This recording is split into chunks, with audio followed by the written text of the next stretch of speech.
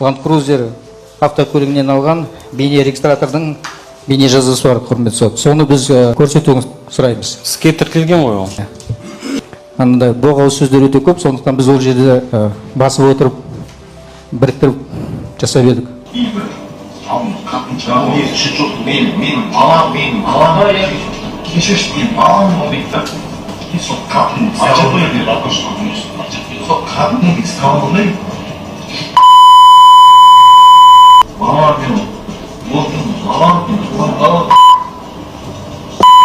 Не өтіп қалды деді ма, ет па, сөз алып кетейік.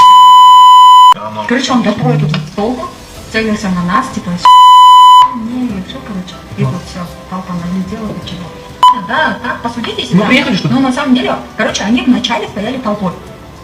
Мы подъехали к магазину, люди стояли, пацаны стояли толпой возле магазина. Вы на кого не приехали? Да, на кабине мы подъехали, две машины, мы подъехали, короче. Они стоят толпой, там что-то, все леса, мы, получается, с подругой с моей зашли в магазин, теми соотношенно, мы допустили.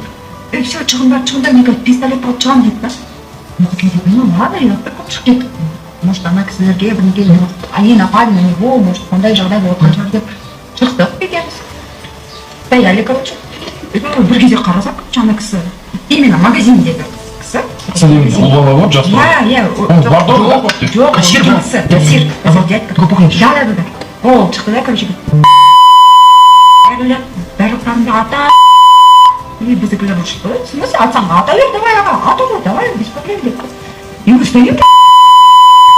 И он такой, сказал, атам, и тут просто толпа разбежалась, прикинь, разбегается. И тут убегает, короче. Мылтықпен шығады, ататшы, екі рет аспанлады. Алло. Ага. Қарайын ба сол жаққа? Ага. Ананы жіберші, перғақи. Кімге? Ментарға?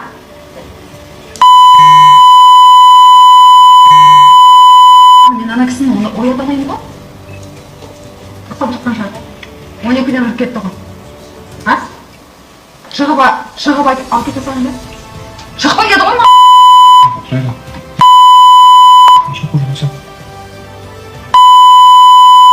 Давай қазір мен шыға саламын. Хотя хуй сал, чатырда бас стояли. Ментов стояли. Это менты, что ли, это? Да. Точно месяц.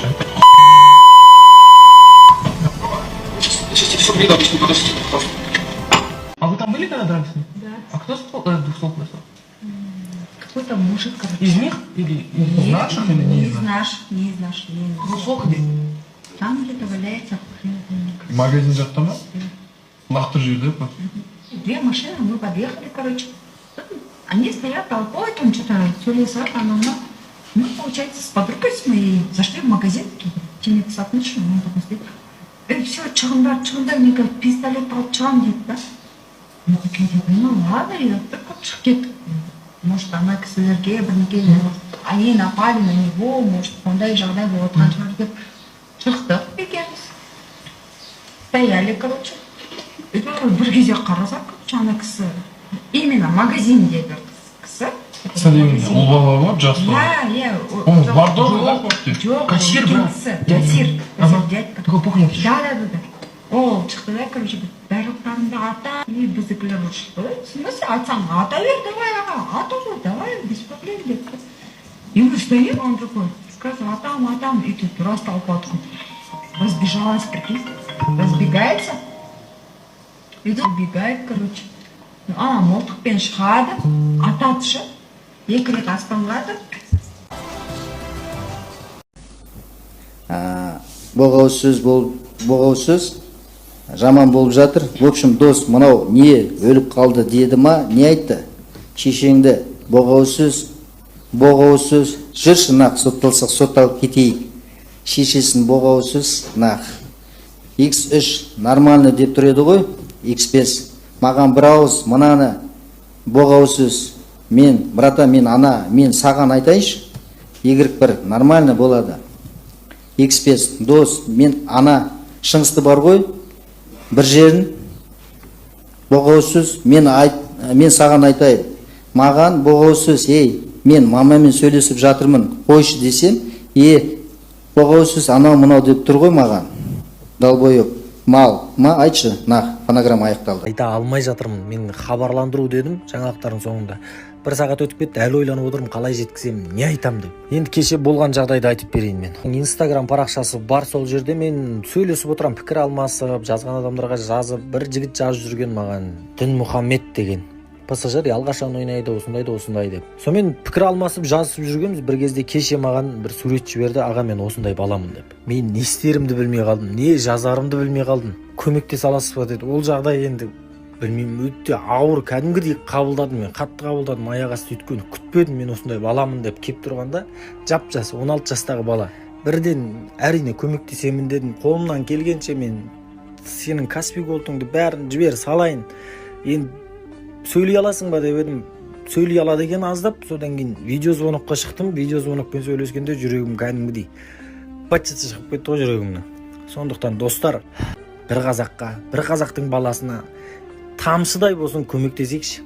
FIFA ойнап жүргендер бір күн FIFA ойнамай қояйық, суши жеп жүргендер бір күн суши жемей қояйық, ставка қойып жүргендер бір күн ставка қоймай қояйық. Жалпы бір күн бір нәрсені қысқартып, Димаштың еміне үлкен бір көмек жасап берейікші. Негізі садақа деген саған келе жатқан қауіптің бетін қайтарады екен. Саған келе жатқан жамандықты тоқтатады екен. Сондықтан да достар, Димашқа да, өздеріңізге де бір үлкен жақсылық жасасаңыздар.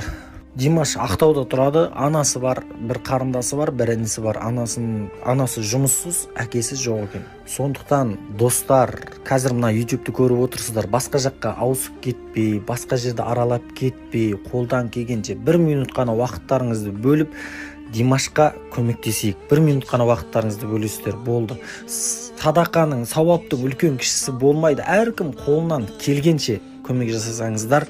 Мына жерде Димаштың өзінің анасы голды осыған жіберсеңіздер. Біз 10 мыңбыз деп мақтанғанымыздан ешқандай пайда жоқ, ешқандай қайыр жоқ шығар, бір қазаққа көмектесе алмасақ. Сондықтан да Димашқа көмектесейік. Қайта өтінбей қояйын, мен сіздерге сенемін, барлықтарыңыз жүректеріңізде жылу бар, жанашырлық бар. Себебі сіздер қазақсыздар. Қазақтың қанында бар бір-біріне көмектесу деген. Димаш бауырымызға Алла тағала жар болсын, шипа берсін. Ал Димашқа көмектескендерге Алла разы болсын. Рахмет. Теңіздер шөккен кезде сұралар бәрі, сұралар сол күн, сұралар бәрі, сұралар.